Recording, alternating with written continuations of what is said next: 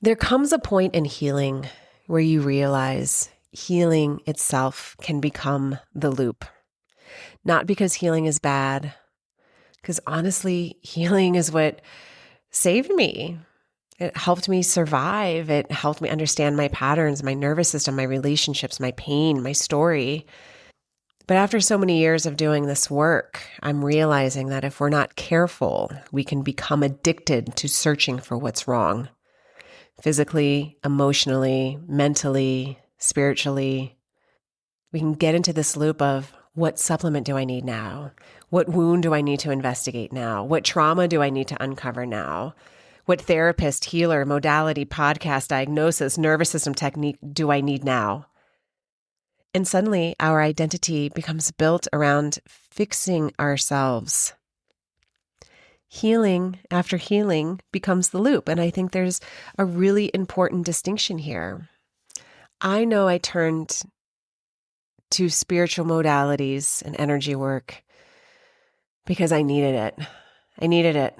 I didn't have a strong family foundation. I didn't have a support system. I didn't have a North Star, so to speak. And the journey offered me a curiosity around being able to ask myself, who am I? Who am I underneath survival? Who am I underneath the trauma? Who would I be if I didn't have the story of my past? Why do I overperform? Why do I overgive? Why do I get triggered by those things? Why do I feel that way? Where does that come from? And what is true for me now? And there's something empowering about doing the healing work. We just don't want to get stuck in it. And I want to offer a little reframe around it as well. I had a really beautiful conversation with a friend recently, and she said something that landed. I was like, whew, that is a really interesting concept. And she said, I realized that we're taught how to create our path forward in life. You go to school, you get an education, you get a job, you can find a partner, you get a house, dot. But what I'm realizing is there's not a clear path for those who are trying to return home to themselves. We are taught how to achieve and perform and mask, how do we mask up in life to be somebody, to be lovable, to make money, to go after the thing. But nobody really talks about how tender it is when you're on your journey back home to yourself, to who you are, to what is real for you. And I think that's where the deep remembrance work begins. It's not in becoming someone else. Energy can get tricky that way. But it's finally being able to see yourself clearly. And this is hard. And it has been really hard for me, I will say. And I have to ground into my own wisdom. My husband and I have this phrase we say sometimes, and we call it goodwill hunting. And if you've seen this movie, there's this powerful scene where Robin Williams, who plays the therapist, is talking to Will, who is this brilliant young guy played by Matt Damon. And the character Will in this movie is so smart. He knows everything intellectually. He can quote books, theories, facts, concepts. And Robin Williams, who's the therapist, tells him during this really powerful scene, and he's just like, you're just a boy. You're just a boy. You don't know what it's like to sit beside someone you love while they're dying. You don't know heartbreak. You don't know devotion. You don't know grief. You don't know surrender. And that's what this podcast is for me. Spiritual Shitshow. It's not me regurgitating spiritual concepts or trying to sound wise because, trust me, I have studied this work my entire life. It has been my anchoring tool, spirituality and all the things spiritual and energetics. I know the teachings, I know the tools, I know the concepts, but there's a difference between information and having it be your lived experience. There's a difference between studying healing and actually living it.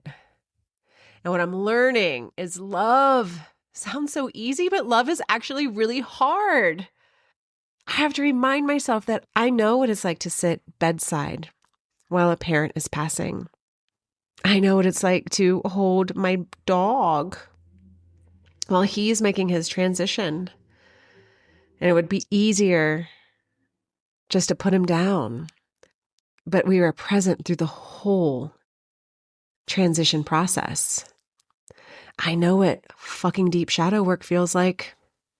I know how grueling it can be. I know that underneath all of the healing actually is the tough call and practice of learning how to forgive yourself.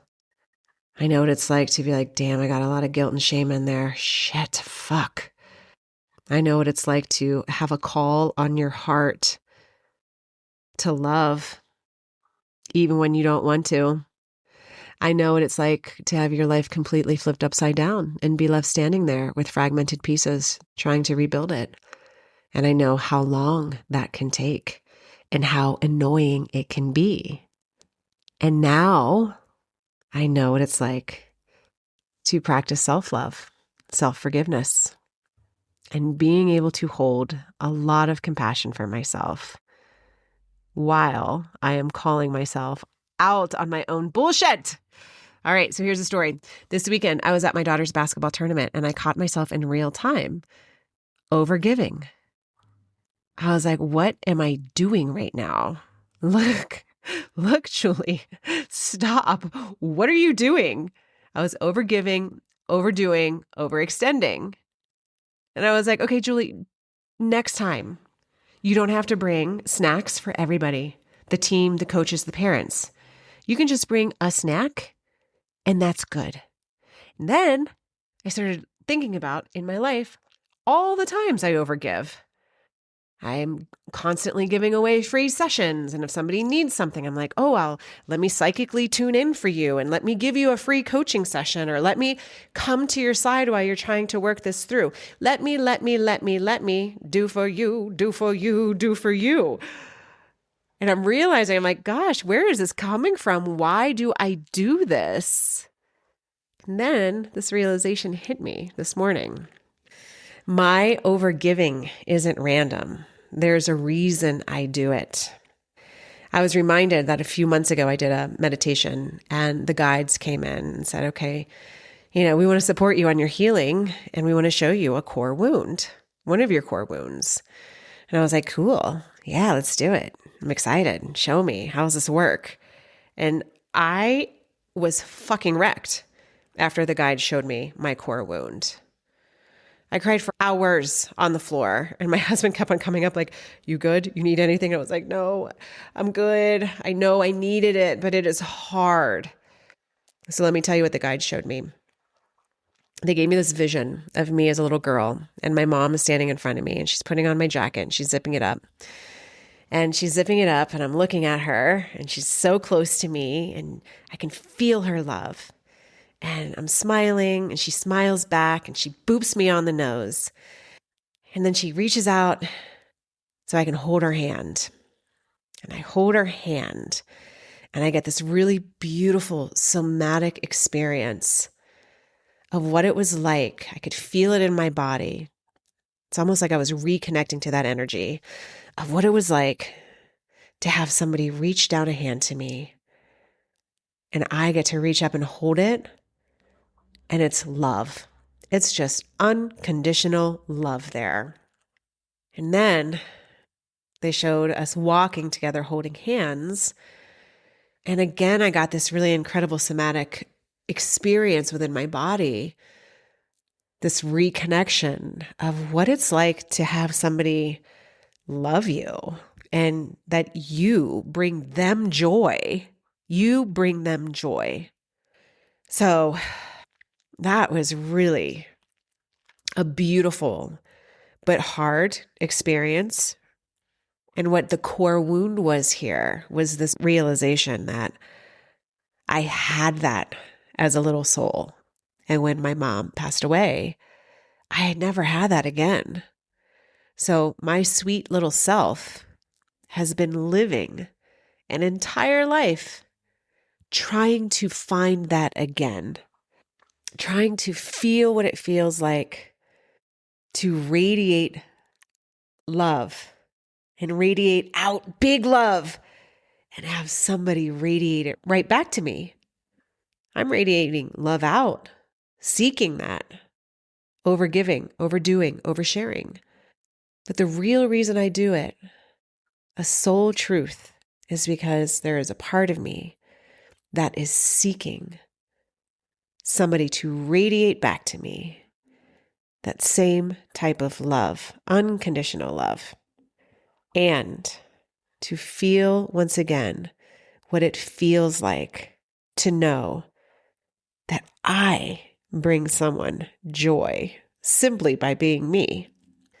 So again, compassionate understanding of self, that I place myself in situations and places and friendships where I'm seeking that. This realization that I have been searching for unconditional love outside of myself. And this is the part where healing after healing becomes something deeper. It's not for me to analyze anymore. I have the awareness around it, right? And so now that I see it, then the next step is, so what do I want to do about it? Can I make a different choice now? What does this feel like to actually value my time, value my gifts, value who I am just by being? Can I still be generous without overgiving and emptying myself? Can I maybe bring one appetizer to the party and not 3? Can I stop performing care in order to feel worthy of receiving it back? And honestly, this feels like the work now. Not less healing, just a more mature healing, actually, a more embodied healing, a healing that says, I understand why I do what I do, and now I get to choose differently.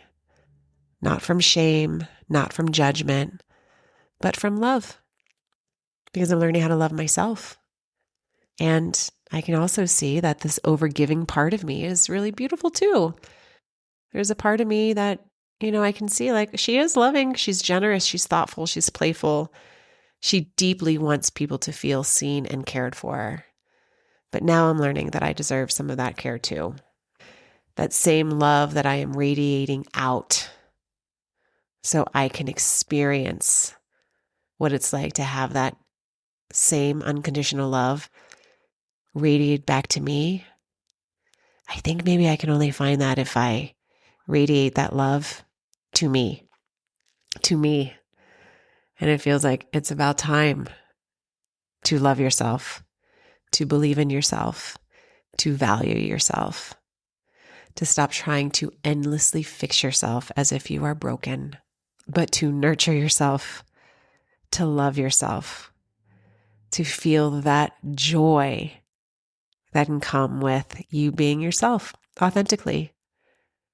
That you don't have to give and overgive and perform, that you're good just being you. And that is the real return home, the journey home to yourself.